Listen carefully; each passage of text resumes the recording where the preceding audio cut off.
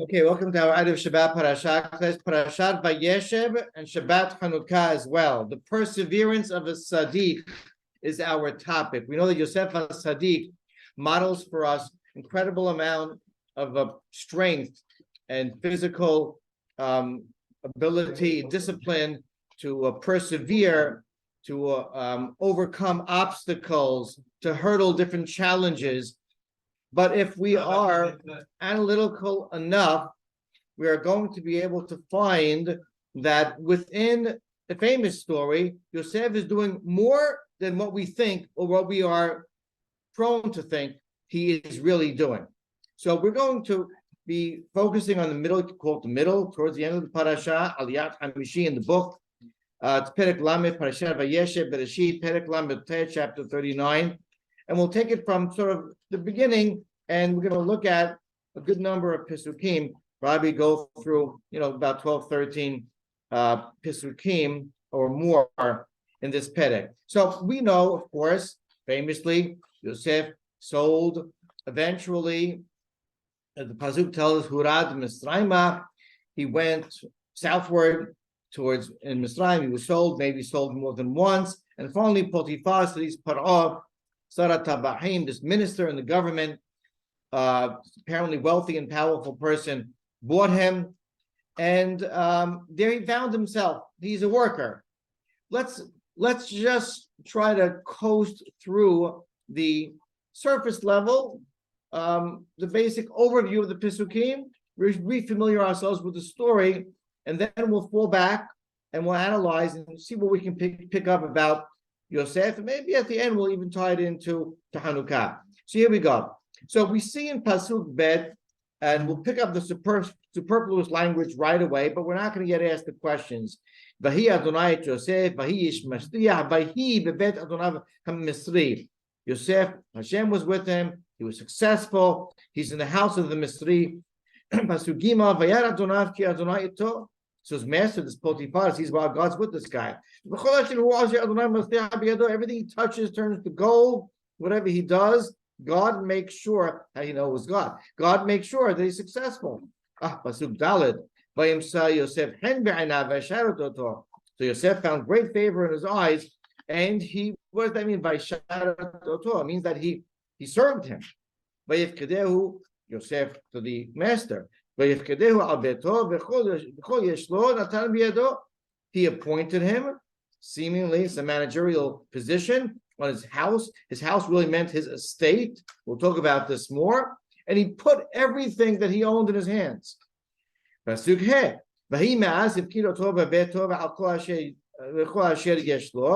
happened, after that promotion, well then, wow, his house, his estate, his business took off. It skyrocketed because of Yosef. The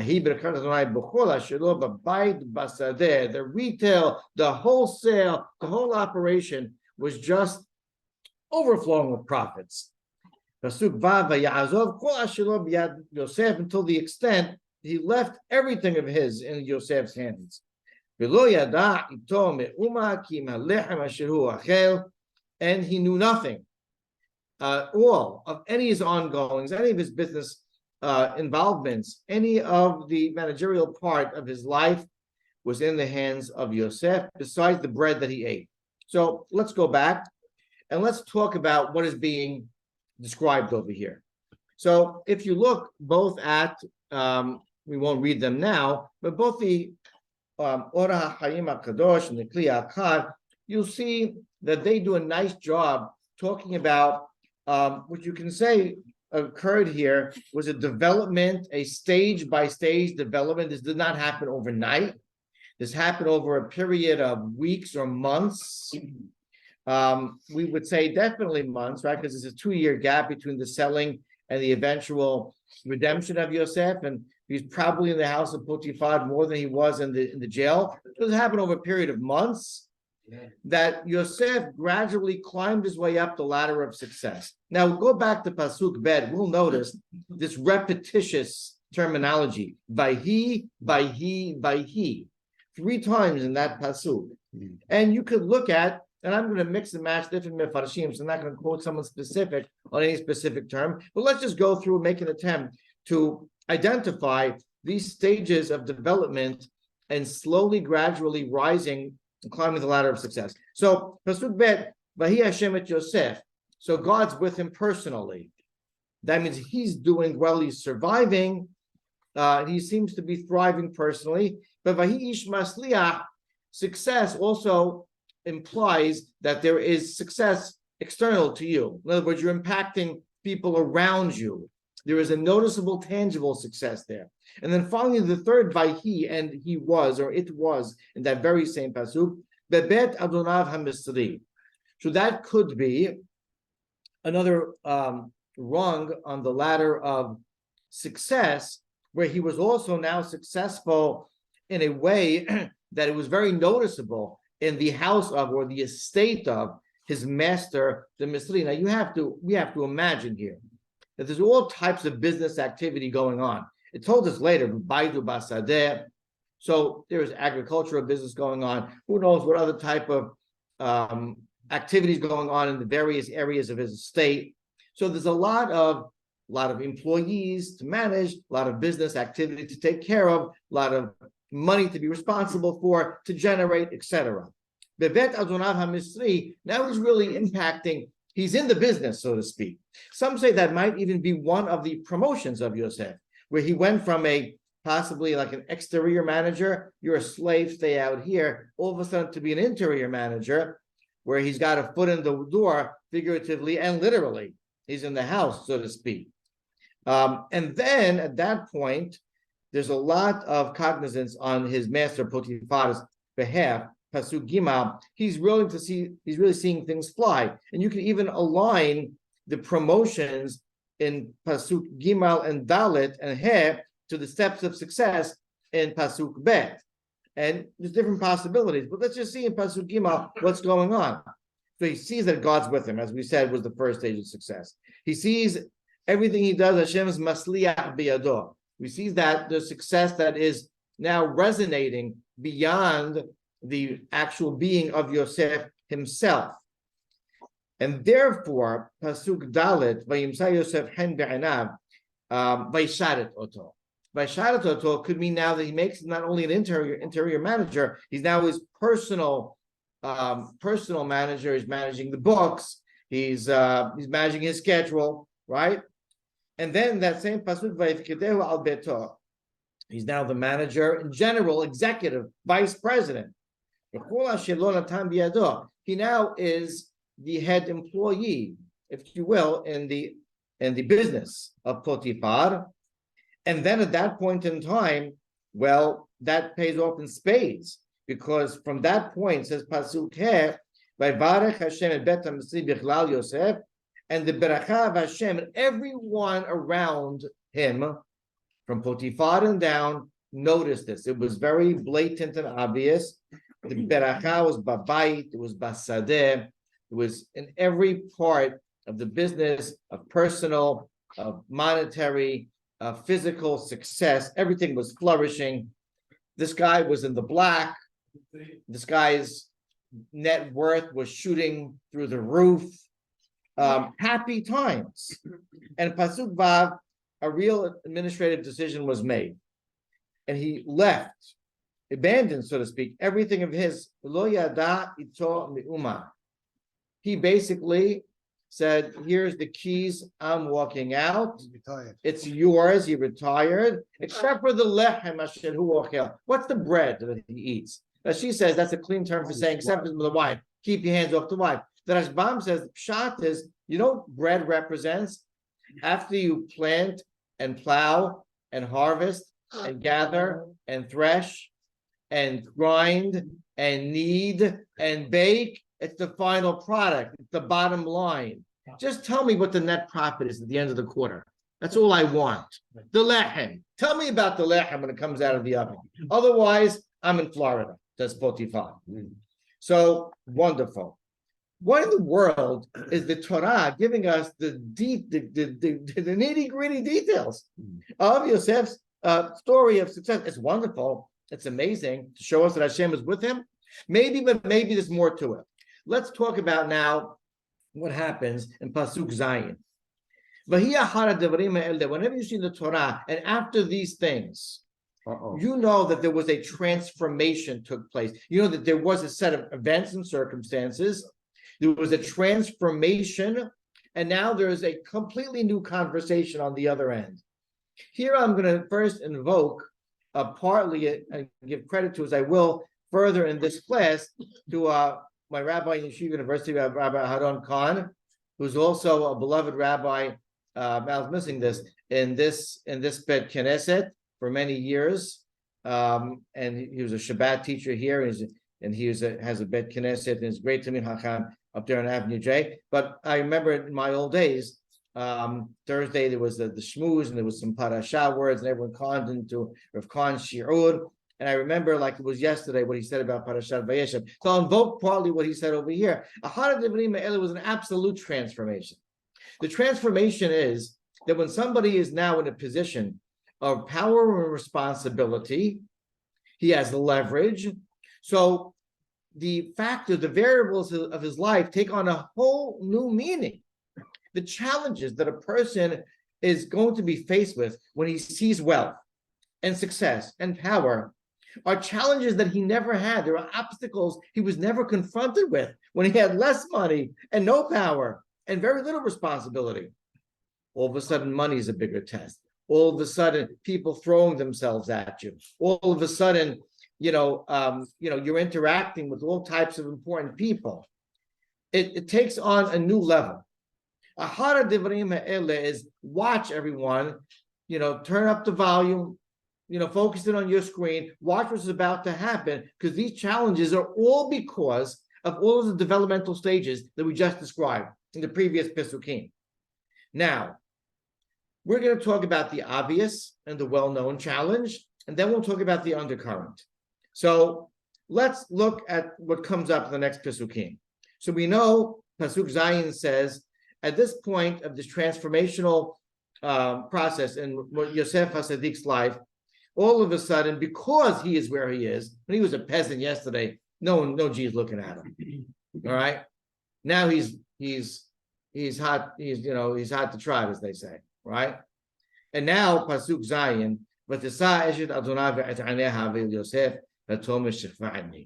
so now the wife of Potiphar is soliciting him, is seducing him, is trying to, of course, have him have relations with her, and here is Yosef. Here is Yosef with every opportunity in the world to give in. Pasuk Het starts with the shalshelet. The Baalei Kriya knows that this is a rare ta'am, and we know that it always implies a struggle in the individual that it's referring to.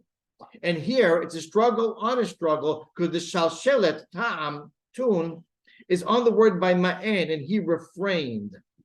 It meant that refrain took a Herculean effort of power to refrain.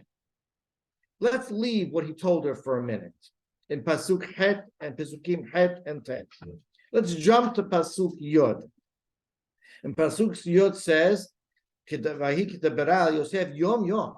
She was coming on to him every single day. He had every opportunity. The Yetzer Hara looked like not the devil, but the mountain of a devil to Yosef at this point. Look at that superfluous seeming terminology. He didn't listen to her to sleep with her, to be with her. Of course, not to be with her if he's not sleeping with her. What's that mean, to be with her? And says that Ibn Ezra, not only didn't he agree to sleep with her, but lihiyot ema. He wouldn't even be with her in private. It's called Yehud in Halakha, right? He wouldn't engage in conversation with her. You know what Yosef just did, by the way? In the Torah Kedusha, we have a pasuk that says, Lo tikrebu lechalot erba. We know that Hachamim's job, to some extent, are to make a geder, a siyag, fences, to protect us, making more serious sins by enacting rabbinical laws. There's an example in the Torah where the Torah itself models a fence or a buffer zone regarding adva. Anything that's regarding these opposite sex and illicit relations, the Torah wants to show us that there's grave danger here. Lo tichrevu legelot erva is the source, according to some, that not only can't you be with the opposite sex, you can't have physical contact with the actuals. Lo tigrev with the opposite sex. Lo tigrevu. Don't come anywhere near, because it's a slippery slope. When it rains, it pours, and you're in big trouble. If you start, you'll finish. Don't come anywhere near. That was the Torah's modeling of us, to us, of what it means to make boundaries, personal boundaries, and that's actually a Torah law mandate. This is exactly what Yosef modeled over here. Lihiyot ema. Listen, if you don't want to sin, don't stand on the red line and look over the train track, because it's going to snap your head off. If you don't want to sin, go all the way back to the orange and to the yellow line, and don't go anywhere near. If you get too close to the fire, you will get burned. Don't even get warm, says Yosef. Don't go anywhere near. That's how you refrain from sin, because we're only human beings. Look at that incredible paradigm right there. Pasuk Yud Bet says, Pasuk Yud Aleph says, Vahika Yom Hazeh. That day came. He came home and to do his work. Famous machlok in the Masechet Sotan, the Gemara. The house is empty. It's him and the wife. You'd bet she grabs his clothing. She says, sleep with me. And he runs out. He's holding the jacket. He wouldn't even delay for a second. He left the clothing there. He ran out. We know the rest of the story. The Gemara Masechet Sotah says, mahloket. What does it mean? He came to the house to do the work. Some say it's actual work. Some say he gave in. He came to sleep with her. I can't take it anymore. I'm giving in.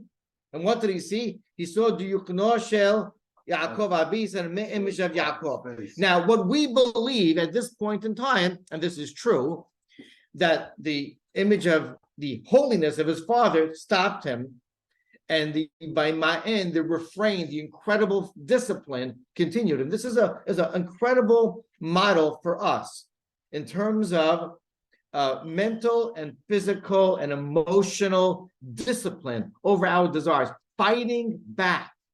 What we call Yosef HaSadiq. And this really is the paradigm, not just for, opposite sex interactions, but other types of desires as well. So certainly, if the Midrash says he saw the image of Yaakov Avinu, Yaakov was waving his finger and says, oh, hey, it's the wrong thing to do. But let's look back now. Let's look what his original response was to this wife. In Pesukim, Het and Tet, he says as follows. By Ma'en, by Yom Eshet Adonav, he told her the following explanation. Hen Adonai lo yadai tima babayit. My employer, my boss, my man knows from nothing. He left everything in my hands. Tet, and no one with a greater position. I have authority. I can do whatever I want. He held nothing back from me besides you. You're the only thing that's off limits to me. And how can I perpetrate this great evil? And sing to God. Sing to God was at the end. Here I'm going to invoke Rav Khan again. He did not give a speech and said, we are from the house of Yaakov Avinu, and we don't believe in doing naughty things like adultery and like being with someone else's wife and being inappropriate with a woman. He did not give that speech. The speech is, I'm responsible. The speech is, someone invested their trust in me. The speech is, I'm in a position that I can take advantage and I can't be unfaithful. The Khan said this. Do you know what image of his father that the Gemara was telling us he saw? Not, don't you dare, my Rohi son. Don't you dare go with the woman. But Esrim Shana, telling the speech he told Lavan, 20 years in his house and I didn't steal a penny. I was responsible for everything. I lost sleep at night just to be an honest person. Someone invested their trust in me and no one was watching me. It was completely me and God, nothing else. I could have gotten away with it. I didn't take a penny. I didn't waste a minute's time. I took nothing. I was completely faithful and reliable. I was completely honest. That's the image that Yosef saw. And that's this speech. And only at the end, oh, and by the way, v'hatati le'Elohim. And this is actually very similarly what the Ramban says. The Ramban says that he was appealing be'adonav asher botayach bo, his master that was trusting him. He says maybe even v'hatati le'Elohim, and our sin to God was talking about that as well. That's the sin to God. You got to be a faithful person, reliable person, an accountable person. It doesn't matter who's looking, who's not looking. You can't take $1. You can't steal a minute. You can't let somebody down. You have to be reliable. And also, you have to have physical restraint. Yosef HaSadik earned this title. This is a paradigm for us, not just to be able to control our physical desires, but to be able to control our possible opportunities that we have in precarious positions to do the wrong thing when really we can get away with it very easily. And to understand what Yirat Shamayim, God's presence, means, but also to understand accountability and reliability to our fellow man and what that means. I'll end with a nice remez that I came up with just to tie this to Hanukkah, and that is that the Jews, we do what Yosef did. We climb the ladder of success, right? Vayhi, Masliach. Wow, the Jew, unbelievable. The success is just resonating all around him. It's permeating society and the economy. He's doing such a great thing, right? And then at some point, says the Gentile society, you know what? Shichva'imi, sleep with me. That can come sometimes in the form of active, right, like oppression, and sometimes it's passive. Just assimilate to me. Come with me, it'll be fun. Like the Syrian Greeks, like the Hellenistic culture that they had to fight against at the time of Hanukkah. And at that point in time, that was what Yaakov was worried about. Save me, miyad ahi, miyad Esav. Whether he's my enemy physically and obviously, or maybe he's acting like my brother. It's the assimilation is just as harmful and dangerous as the physical persecution.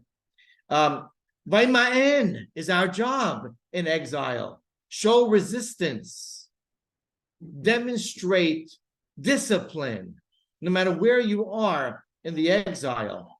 And sometimes in the short run, good guys finish last, like Yosef. In the short run, he finished last, and he paid a heavy price for his righteousness.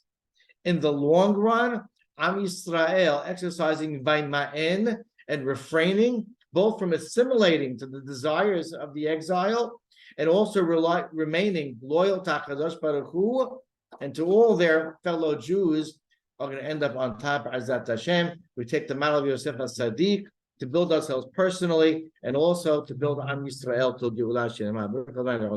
Amen. Amen. Shabbat Shalom.